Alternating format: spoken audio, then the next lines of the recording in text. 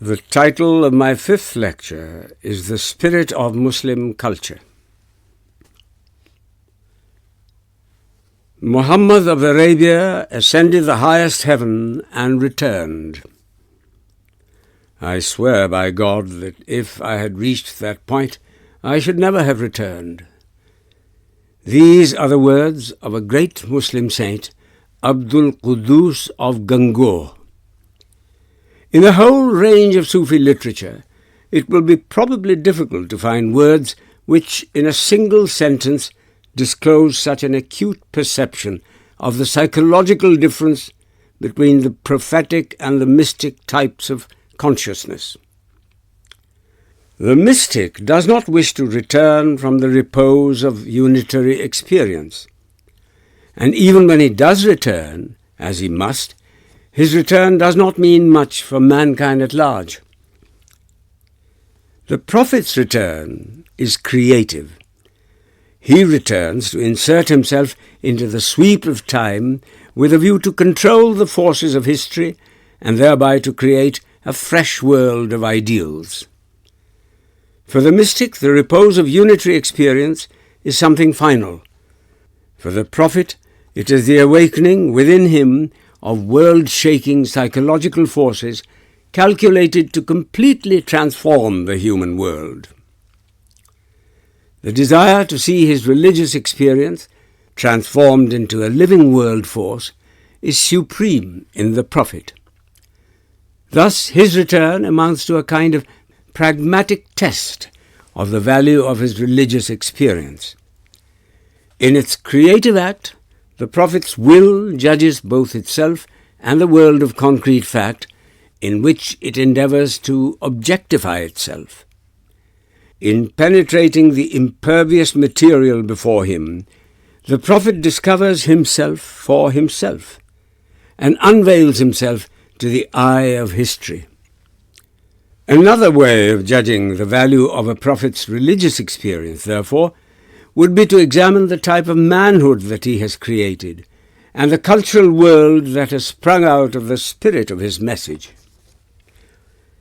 In this lecture, I want to confine myself to the latter alone. The idea is not to give you a description of the achievements of Islam in the domain of knowledge. I want rather to fix your gaze on some of the ruling concepts of the culture of Islam in order to gain an insight into the process of ideation that underlies them, and thus to catch a glimpse of the soul that found expression through them. Before, however, I proceed to do so, it is necessary to understand the cultural value of a great idea in Islam. I mean, the finality of the institution of prophethood. A prophet may be defined as a type of mystic consciousness in which unitary experience tends to overflow its boundaries and seeks opportunities of redirecting or refashioning the forces of collective life. In his personality, the finite center of life sinks into his own infinite depths only to spring up again with fresh vigor, to destroy the old, and to disclose the new directions of life. This contact with the root of his own being is by no means peculiar to man. Indeed, the way in which the word wahi, inspiration, is used in the Quran shows that the Quran regards it as a universal property of life, though its nature and character are different at different stages of the evolution of life. The plant growing freely in space, the animal developing a new organ to suit a new environment, and a human being receiving light from the inner depths of life are all cases of inspiration, varying in character according to the needs of the recipient or the needs of the species to which the recipient belongs. Now, during the minority of mankind, psychic energy develops what I call prophetic consciousness, a mode of economizing individual thought and choice by providing ready-made judgments, choices, and ways of action. With the birth of reason and critical faculty, however, life in its own interest inhibits the formation and growth of non-rational modes of consciousness through which psychic energy flowed at an earlier stage of human evolution. Man is primarily governed by passion and instinct. Inductive reason, which alone makes man master of his environment, is an achievement, and when once born, it must be reinforced by inhibiting the growth of other modes of knowledge. There is no doubt that the ancient world produced some great systems of philosophy at a time when man was comparatively primitive and governed more or less by suggestion. But we must not forget that this system building in the ancient world was the work of abstract thought, which cannot go beyond the systematization of vague religious beliefs and traditions, and gives us no hold on the concrete situations of life. Looking at the matter from this point of view, then, the Prophet of Islam seems to stand between the ancient and the modern world. Insofar as the source of his revelation is concerned, he belongs to the ancient world. Insofar as the spirit of his revelation is concerned, he belongs to the modern world. In him, life discovers other sources of knowledge suitable to its new direction. The birth of Islam, as I hope to be able presently to prove to your satisfaction, is the birth of inductive intellect.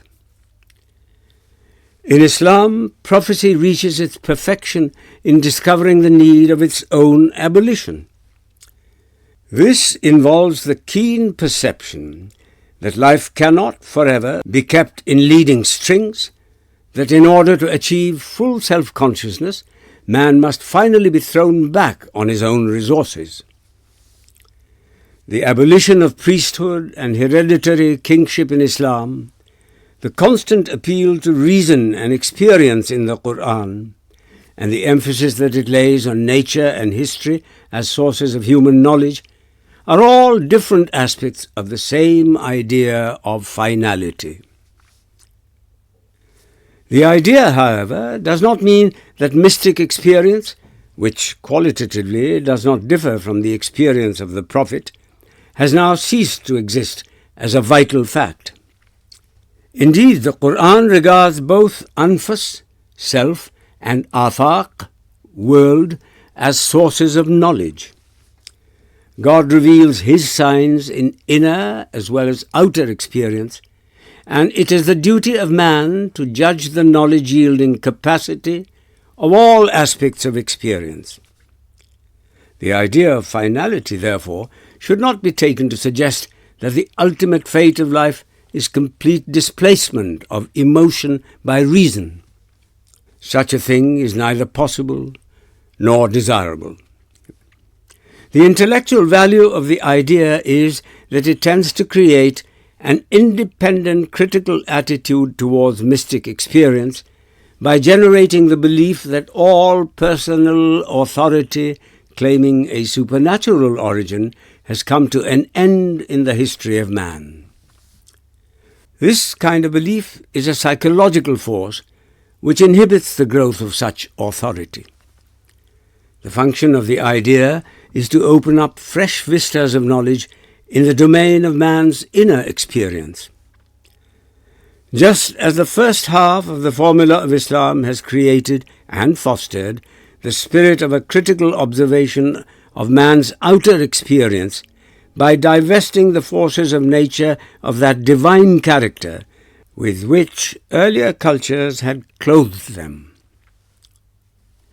Mystic experience then, however unusual and abnormal, must now be regarded by a Muslim as a perfectly natural experience, open to critical scrutiny like other aspects of human experience. This is clear from the Prophet's own attitude towards Ibn Sayyid's psychic experiences.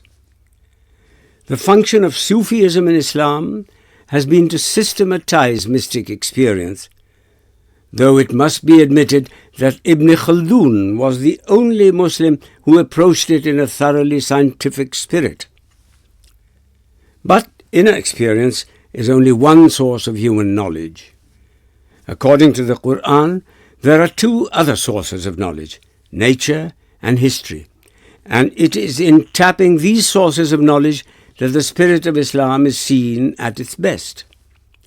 The Quran sees signs of the ultimate reality in the sun, the moon, the lengthening out of shadows, the alternation of day and night, the variety of human color and tongues, the alternation of the days of success and reverse among peoples.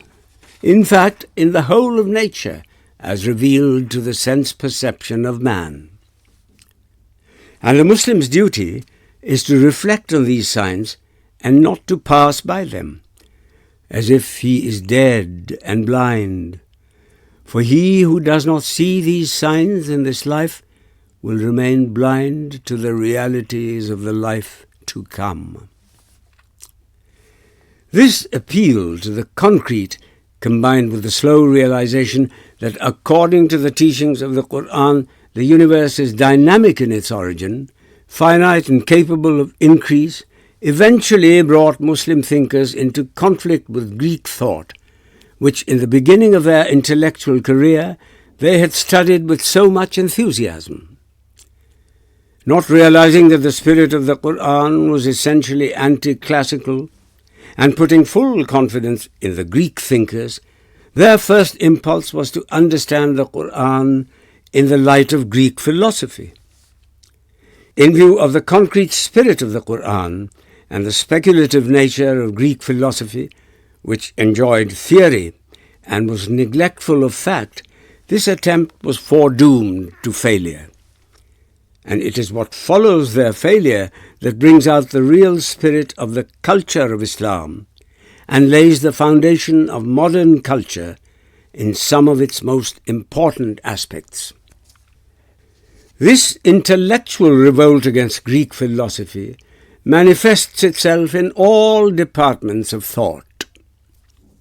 I'm afraid I am not competent enough to deal with it as it discloses itself in mathematics, astronomy, and medicine. It is clearly visible in the metaphysical thought of the Asharite, but appears as a most well-defined phenomenon in the Muslim criticism of Greek logic. This was only natural, for dissatisfaction with purely speculative philosophy means the search for a surer method of knowledge. It was, I think, Nazam who first formulated the principle of doubt as the beginning of all knowledge. Ghazali further amplified it in his revivification of the sciences of religion and prepared the way for Descartes' method. But Ghazali remained on the whole a follower of Aristotle in logic. In his Qistas, he puts some of the Quranic arguments in the form of Aristotelian figures, but forgets the Quranic surah known as Shu'ara, where the proposition that retribution follows the gainsaying of prophets is established by the method of simple enumeration of historical instances. It was Ishraqi and Ibn Taymiyyah who undertook a systematic refutation of Greek logic.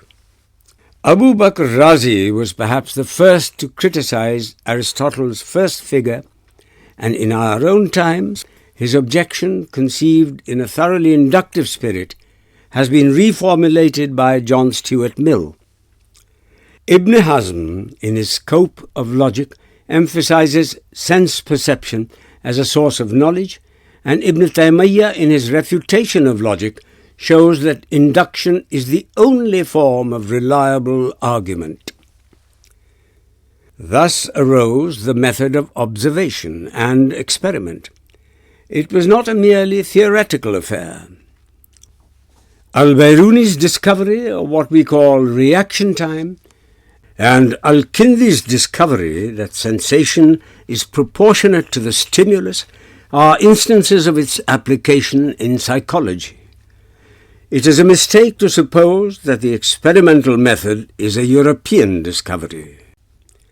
During tells us that Roger Bacon's conceptions of science are more just and clear than those of his celebrated namesake. And where did Roger Bacon receive his scientific training? In the Muslim universities of Spain. Indeed, part 5 of his Opus Majus, which is devoted to perspective, is practically a copy of Ibn Haytham's Optics. Nor is the book as a whole lacking in evidences of Ibn Hazm's influence on its author. Europe has been rather slow to recognize the Islamic origin of her scientific method. But full recognition of the fact has at last come. Let me quote one or two passages from Briffault's Making of Humanity. It was under their successors at that Oxford school that Roger Bacon learned Arabic and Arabic science. Neither Roger Bacon nor his later namesake has any title to be credited with having introduced the experimental method. Roger Bacon was no more than one of the apostles of Muslim science and method to Christian Europe, and he never wearied of declaring that a knowledge of Arabic and Arabian science was, for his contemporaries, the only way to true knowledge. Discussions as to who was the originator of the experimental method are part of the colossal misrepresentations of the origins of European civilization. The experimental method of the Arabs was, by Bacon's time, widespread and eagerly cultivated throughout Europe. Science is the most momentous contribution of Arab civilization to the modern world, but its fruits were slow in ripening.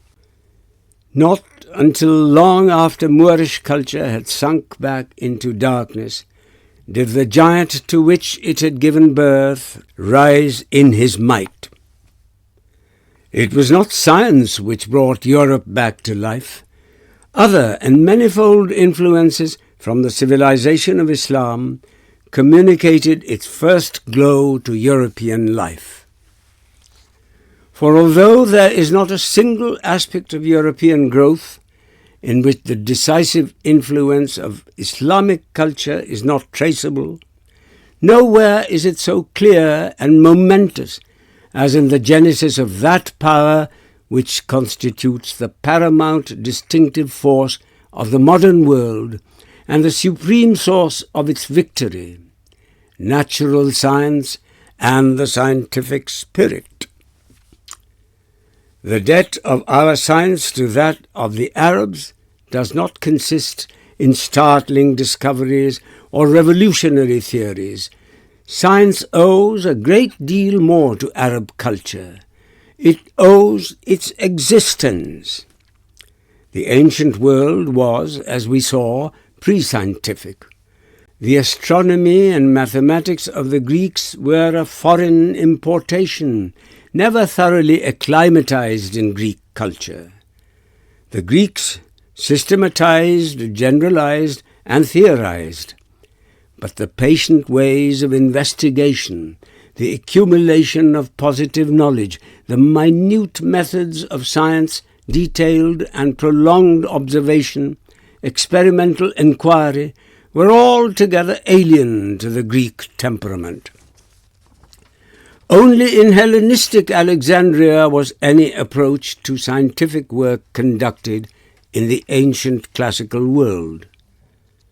What we call science arose in Europe as a result of a new spirit of inquiry, of new methods of investigation, of the method of experiment, observation, measurement, of the development of mathematics in a form unknown to the Greeks.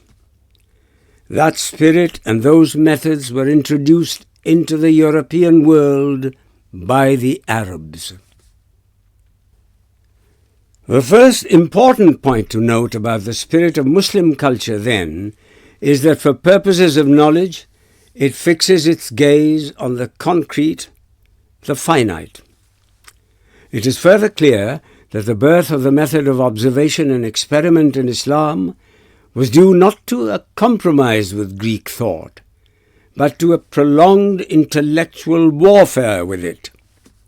In fact, the influence of the Greeks, who, as Briffaut says, were interested chiefly in theory, not in fact, tended rather to obscure the Muslims' vision of the Quran, and for at least 2 centuries kept the practical Arab temperament from asserting itself and coming into its own.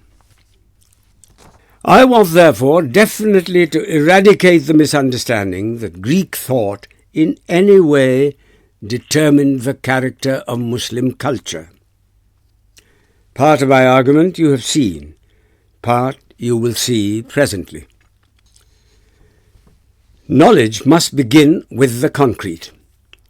It is the intellectual capture of and power over the concrete that makes it possible for the intellect of man to pass beyond the concrete. As the Quran says, O company of jinn and men, if you can overpass the bounds of the heaven and the earth, then overpass them. But by power alone shall ye overpass them. But the universe, as a collection of finite things, presents itself as a kind of island situated in a pure vacuity, to which time, regarded as a series of mutually exclusive moments, is nothing and does nothing.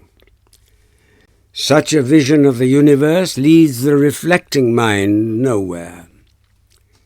The thought of a limit to perceptual space and time staggers the mind. The finite, as such, is an idol obstructing the movement of the mind, or, in order to overpass its bounds, the mind must overcome serial time and the pure vacuity of perceptual space. And verily towards thy God is the limit, says the Quran. This verse embodies one of the deepest thoughts in the Quran, for it definitely suggests that the ultimate limit is to be sought not in the direction of stars, but in an infinite cosmic life and spirituality. Now, the intellectual journey towards this ultimate limit is long and arduous, and in this effort too, the thought of Islam appears to have moved in a direction entirely different to the Greeks. The ideal of the Greeks, as Spengler tells us, was proportion, not infinity. The physical presentness of the finite with its well-defined limits alone absorbed the mind of the Greeks. In the history of Muslim culture, on the other hand, we find that both in the realms of pure intellect and religious psychology, by which term I mean higher Sufism, the ideal revealed is the possession and enjoyment of the infinite. In a culture with such an attitude, the problem of space and time becomes a question of life and death.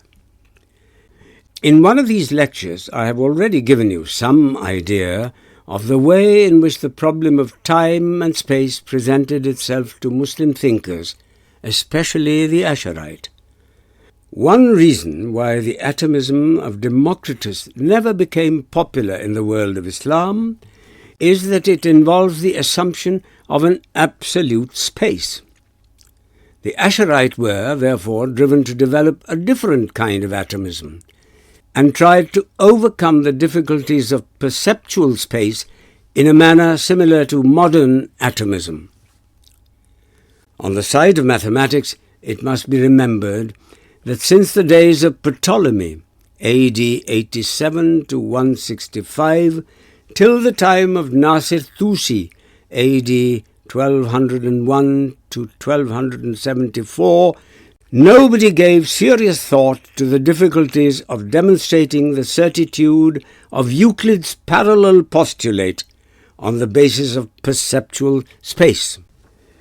It was Tusi who first disturbed the calm which had prevailed in the world of mathematics for 1,000 years, and in his effort to improve the postulate realized the necessity of abandoning perceptual space. He thus furnished a basis, however slight, for the hyperspace movement of our time. It was, however, al-Biruni who, in his approach to the modern mathematical idea of function, saw from a purely scientific point of view the insufficiency of a static view of the universe. This again is a clear departure from the Greek view. The function idea introduces the element of time in our world picture. It turns the fixed into the variable and sees the universe not as being, but as becoming. Spengler thinks that the mathematical idea of function is the symbol of the West, of which no other culture gives even a hint.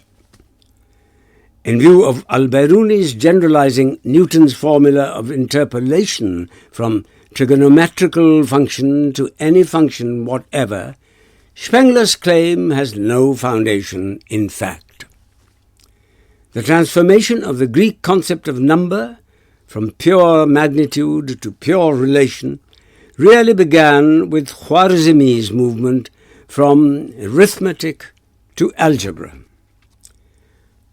Al-Biruni took a definite step forward towards what Spengler describes as chronological number, which signifies the mind's passage from being to becoming. Indeed, more recent developments in European mathematics tend rather to deprive time of its living historical character and to reduce it to a mere representation of space. That is why Whitehead's view of relativity is likely to appeal to Muslim students more than that of Einstein, in whose theory time loses its character of passage and mysteriously translates itself into utter space. Side by side with the progress of mathematical thought in Islam, we find the idea of evolution gradually shaping itself. It was Jahiz who was the first to note the changes in bird life caused by migrations. Later, Ibn Maskawayh, who was a contemporary of al-Biruni, gave it the shape of a more definite theory and adopted it in his theological work Al-Fawz al-Asghar.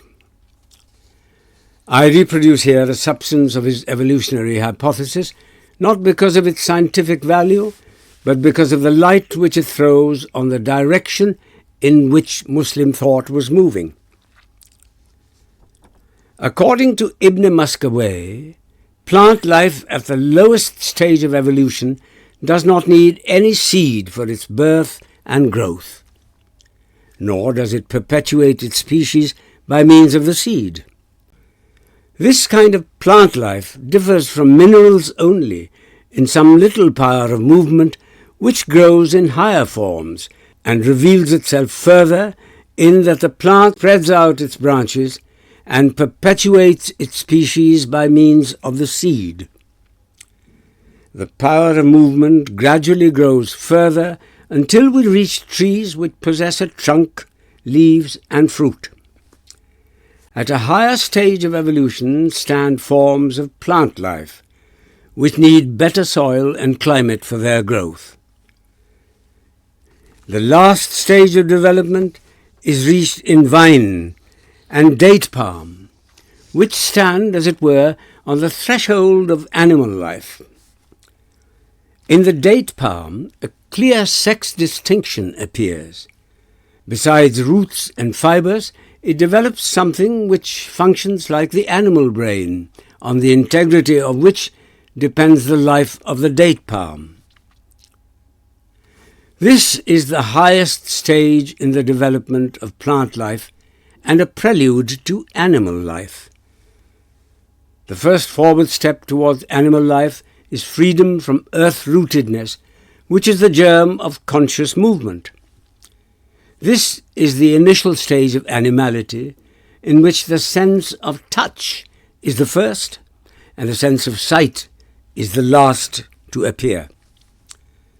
With the development of the senses, the animal acquires freedom of movement, as in the case of worms, reptiles, ants, and bees.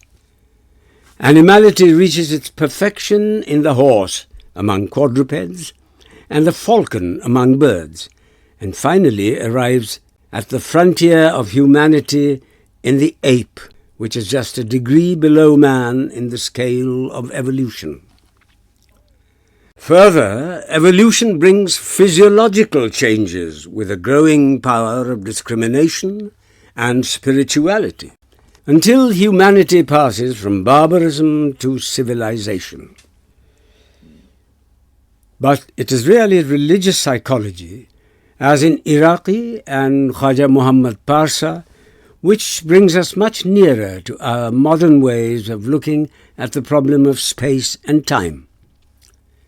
Iraqi's view of time stratifications I have given you before. I will now give you the substance of his view of space.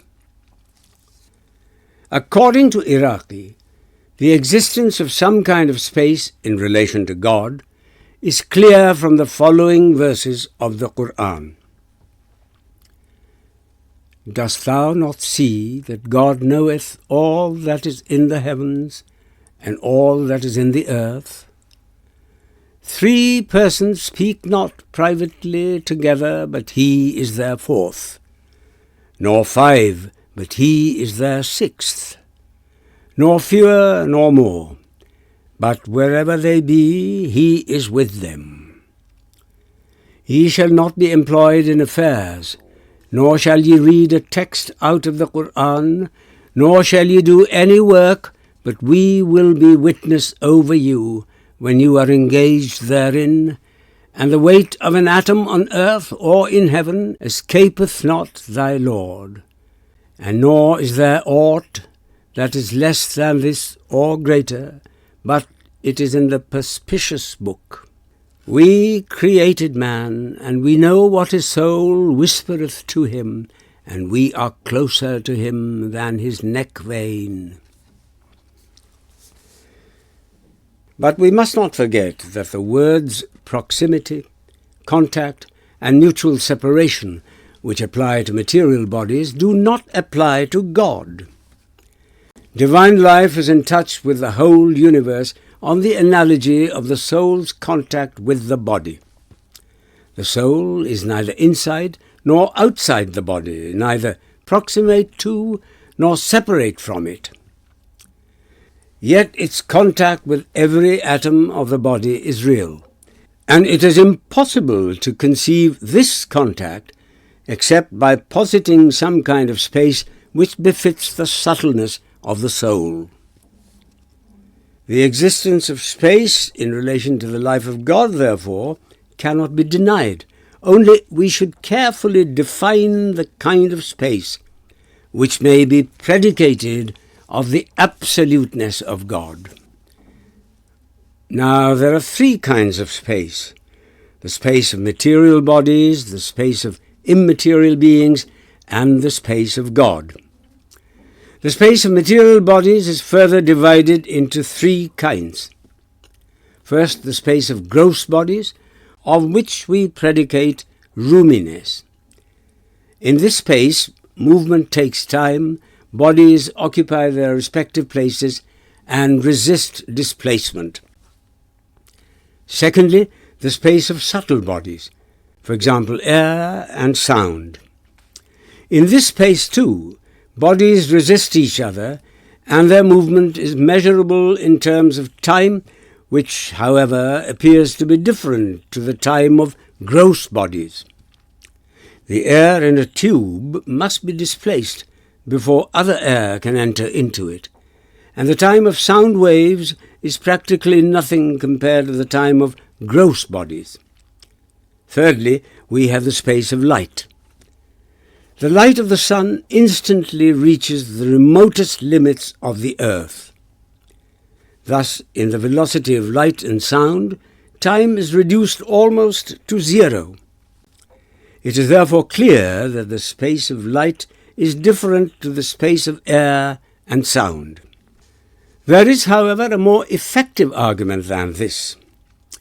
The light of a candle spreads in all directions in a room without displacing the air in the room, and this shows that the space of light is more subtle than the space of air, which has no entry into the space of light. In view of the close proximity of these spaces, however, it is not possible to distinguish the one from the other except by purely intellectual analysis and spiritual experience. Again, in the hot water, the two opposites, fire and water, which appear to interpenetrate each other, cannot, in view of their respective natures, exist in the same space.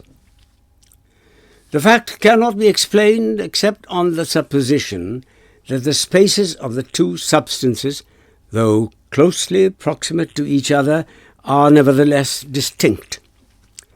But while the element of distance is not entirely absent, there is no possibility of mutual resistance in the space of light.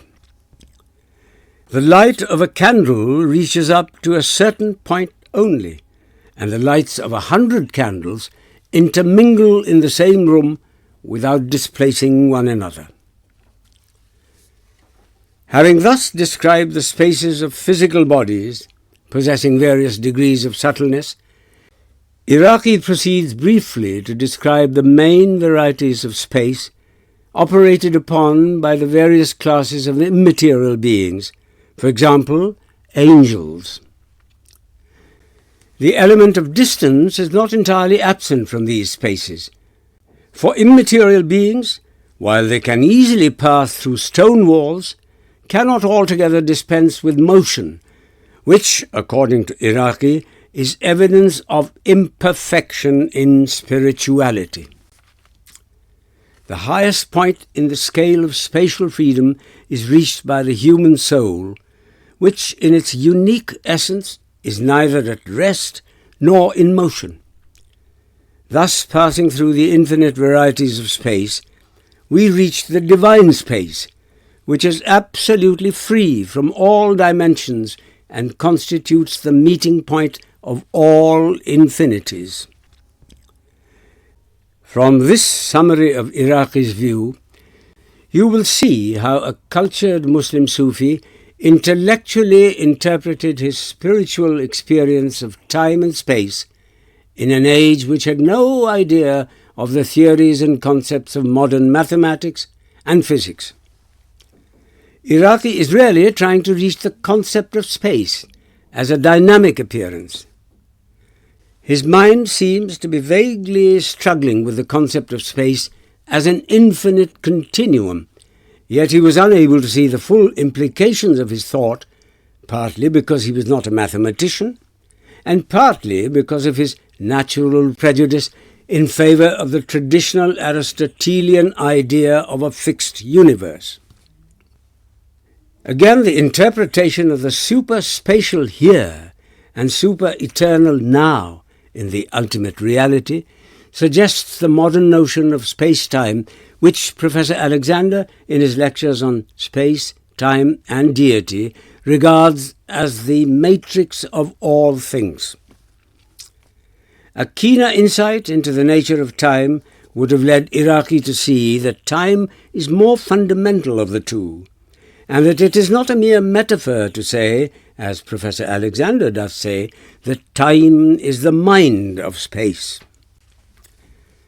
Iraqi conceives God's relation to the universe on the analogy of the relation of the human soul to the body, but instead of philosophically reaching this position through a criticism of the spatial and temporal aspects of experience, he simply postulates it on the basis of his spiritual experience. It is not sufficient merely to reduce space and time to a vanishing point instant. The philosophical path that leads to God as the omnipsyche of the universe lies through the discovery of living thought as the ultimate principle of space-time. Iraqi's mind no doubt moved in the right direction, but his Aristotelian prejudices, coupled with a lack of psychological analysis, blocked his progress. With his view that divine time is utterly devoid of change, a view obviously based on an inadequate analysis of conscious experience, it was not possible for him to discover the relation between divine time and serial time, and to reach, through this discovery, the essentially Islamic idea of continuous creation, which means a growing universe. Thus, all lines of Muslim thought converge on a dynamic conception of the universe. This view is further reinforced by Ibn Muscaway's theory of life as an evolutionary movement and Ibn Khaldun's view of history. History, or in the language of the Quran, the days of God, is the third source of human knowledge according to the Quran. It is one of the most essential teachings of the Quran that nations are collectively judged and suffer for their misdeeds here and now. In order to establish this proposition, the Quran constantly cites historical instances and urges upon the reader to reflect on the past and present experience of mankind. Of old did we send Moses with our signs, and said to him, Bring forth thy people from the darkness into the light, and remind them of the days of God. Verily, in this are signs for every patient, grateful person. And among those whom we had created are a people who guide others with truth, and in accordance therewith act justly. But as for those who treat our signs as lies, we gradually bring them down by means of which they know not. And though I lengthen their days, verily my stratagem is effectual. Already before your time have precedents been made. Traverse the earth then, and see what hath been the end of those who falsify the signs of God. If a wound hath befallen you, a wound like it hath already befallen others. We alternate the days of successes and reverses among peoples. Every nation hath its fixed period. The last verse is rather an instance of a more specific historical generalization, which in its epigrammatic formulation suggests the possibility of a scientific treatment of the life of human societies regarded as organisms. It is therefore a gross error to think that the Quran has no germs of a historical doctrine. The truth is that the whole spirit of the prolegomena of Ibn Khaldun appears to have been mainly due to the inspiration which the author must have received from the Quran. Even in his judgments of character, he is in no small degree indebted to the Quran. An instance in point is his long paragraph devoted to an estimate of the character of the Arabs as a people. The whole paragraph is a mere amplification of the following verses of the Quran.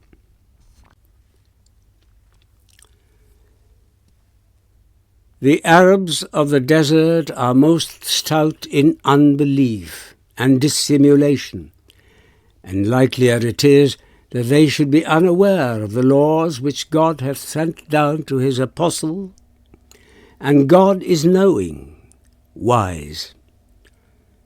Of the Arabs of the desert there are some who reckon what they expend in the cause of God as tribute, and wait for some change of fortune to befall you. A change for evil shall befall them. God is the hearer, the knower. However, the interest of the Quran in history, regarded as a source of human knowledge, extends further than mere indications of historical generalizations. It has given us one of the most fundamental principles of historical criticism. Since accuracy in recording facts, which constitute the material of history, is an indispensable condition of history as a science, and an accurate knowledge of facts ultimately depends on those who report them, the very first principle of historical criticism is that the reporter's personal character is an important factor in judging his testimony. The Quran says, "O believers, if any bad man comes to you with a report, clear it up at once." It is the application of the principle embodied in this verse to the reporters of the Prophet's traditions, out of which were gradually evolved the canons of historical criticism. The growth of historical sense in Islam is a fascinating subject. The Quranic appeal to experience, the necessity to ascertain the exact sayings of the Prophet, and the desire to furnish permanent sources of inspiration to posterity, all these forces contributed to produce such men as Ibn Ishaq, Tabari, and Mas'udi. But history, as an art of firing the reader's imagination, is only a stage in the development of history as a genuine science. The possibility of a scientific treatment of history means a wider experience, a greater maturity of practical reason, and finally a fuller realization of certain basic ideas regarding the nature of life and time. These ideas are in the main two, and both form the foundation of the Quranic teachings. One, the unity of human origin. "And we have created you all from one breath of life," says the Quran. But the perception of life as an organic unity is a slow achievement, and depends for its growth on a people's entry into the main current of world events. This opportunity was brought to Islam by the rapid development of a vast empire. No doubt Christianity, long before Islam, brought the message of equality to mankind, but Christian Rome did not rise to the full apprehension of the idea of humanity as a single organism. As Flint rightly says, no Christian writer, and still less, of course, any other of the Roman Empire, can be credited with having had more than a general and abstract conception of human unity. And since the days of Rome, the idea does not seem to have gained much in depth and rootage in Europe. On the other hand, the growth of territorial nationalism, with its emphasis on what is called national characteristics, has tended rather to kill the broad human element in the art and literature of Europe. It was quite otherwise with Islam. Here the idea was neither a concept of philosophy nor a dream of poetry. As a social movement, the aim of Islam was to make the idea a living factor in the Muslim's daily life, and thus silently and imperceptibly to carry it towards fuller fruition. 2. A keen sense of the reality of time and the concept of life as a continuous movement in time. It is this conception of life and time which is the main point of interest in Ibn Khaldun's view of history, and which justifies Flint's eulogy that Plato, Aristotle, and Augustine were not his peers, and all others were unworthy of being even mentioned along with him. From the remarks that I have made above, I do not mean to throw doubt on the originality of Ibn Khaldun. All that I mean to say is that, considering the direction in which the culture of Islam had unfolded itself, only a Muslim could have viewed history as a continuous collective movement, a real inevitable development in time. The point of interest in this view of history is the way in which Ibn Khaldun conceives the process of change. His conception is of infinite importance because of the implication that history, as a continuous movement in time, is a genuinely creative movement and not a movement whose path is already determined. Ibn Khaldun was not a metaphysician. Indeed, he was hostile to metaphysics. But in view of the nature of his conception of time, he may fairly be regarded as a forerunner of Bergson. I have already discussed the intellectual antecedents of this conception in the cultural history of Islam. The Quranic view of the alternation of day and night as a symbol of the ultimate reality, which appears in a fresh glory every moment, the tendency in Muslim metaphysics to regard time as objective, Ibn Maskaway's view of life as an evolutionary movement, and lastly, al-Biruni's definite approach to the conception of nature as a process of becoming, all this constituted the intellectual inheritance of Ibn Khaldun. His chief merit lies in his acute perception of and systematic expression to the spirit of the cultural movement of which he was a most brilliant product.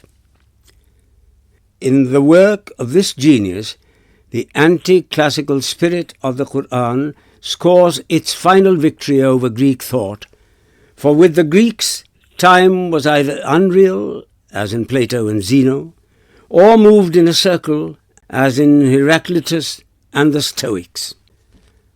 Whatever may be the criterion by which to judge the forward steps of a creative movement, the movement itself, if conceived as cyclic, ceases to be creative. Eternal recurrence is not eternal creation. It is eternal repetition. We are now in a position to see the true significance of the intellectual revolt of Islam against Greek philosophy. The fact that this revolt originated in a purely theological interest shows that the anti-classical spirit of the Quran asserted itself in spite of those who began with a desire to interpret Islam in the light of Greek thought.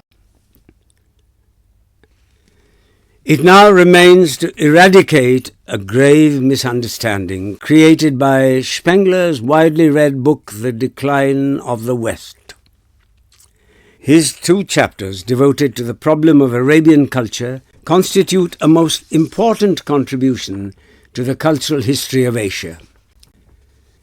They are, however, based on a complete misconception of the nature of Islam as a religious movement and of the cultural activity which it initiated. Spengler's main thesis is that each culture is a specific organism having no point of contact with cultures that historically precede or follow it.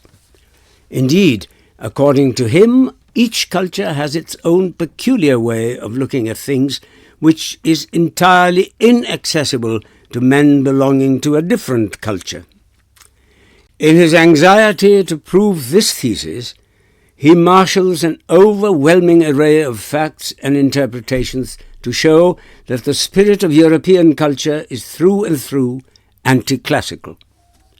And this anti-classical spirit of European culture is entirely due to the specific genius of Europe, and not to any inspiration she may have received from the culture of Islam, which, according to Spengler, is thoroughly Magian in spirit and character.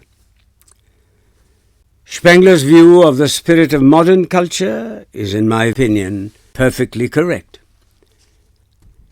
I have, however, tried to show in these lectures that the anti-classical spirit of the modern world has really arisen out of the revolt of Islam against Greek thought.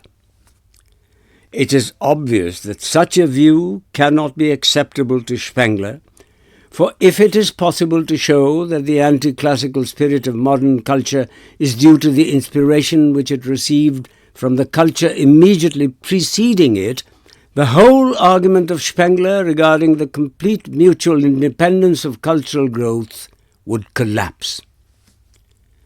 I'm afraid Spengler's anxiety to establish this thesis has completely perverted his vision of Islam as a cultural movement. By the expression Magian culture, Spengler means the common culture associated with what he calls Magian group of religions, that is, Judaism, ancient Chaldean religion, early Christianity, Zoroastrianism, and Islam. That a Magian crust has grown over Islam, I do not deny. Indeed, my main purpose in these lectures has been to secure a vision of the spirit of Islam as emancipated from its Magian overlayings, which in my opinion have misled Spengler. His ignorance of Muslim thought on the problem of time, as well as that of the way in which the I, as a free center of experience, has found expression in the religious experience of Islam, is simply appalling. Instead of seeking light from the history of Muslim thought and experience, he prefers to base his judgment on vulgar beliefs as to the beginning and end of time. Just imagine a man of overwhelming learning finding support for the supposed fatalism of Islam in such Eastern expressions and proverbs as the vault of time and everything has a time. However, on the origin and growth of the concept of time in Islam and on the human ego as a free power, I have said enough in these lectures. It is obvious that a full examination of Spengler's view of Islam and of the culture that grew out of it will require a whole volume. In addition to what I have said before, I shall offer here one more observation of a general nature. Spengler says, "The kernel of the prophetic teaching is already Magian. There is one God, be he called Yahweh, Ahurmazd, or Marduk Baal, who is the principle of good, and all other deities are either impotent or evil."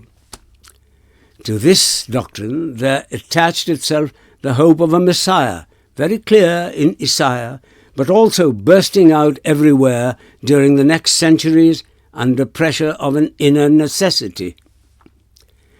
It is the basic idea of a Magian religion, for it contains implicitly the conception of the world historical struggle between good and evil, with the power of evil prevailing in the middle period and the good finally triumphant on the day of judgment. If this view of the prophetic teaching is meant to apply to Islam, it is obviously a misrepresentation. The point to note is that the Magians admitted the existence of false gods, only they did not turn to worship them. Islam denies the very existence of false gods. In this connection, Spengler fails to appreciate the cultural value of the idea of the finality of prophethood in Islam. No doubt one important feature of Magian culture is a perpetual attitude of expectation, a constant looking forward to the coming of Zoroaster's unborn sons, the Messiah, or the Paraclete of the fourth Gospel. I have already indicated the direction in which the student of Islam should seek the cultural meaning of the doctrine of finality in Islam. It may further be regarded as a psychological cure for the Magian attitude of constant expectation, which tends to give a false view of history.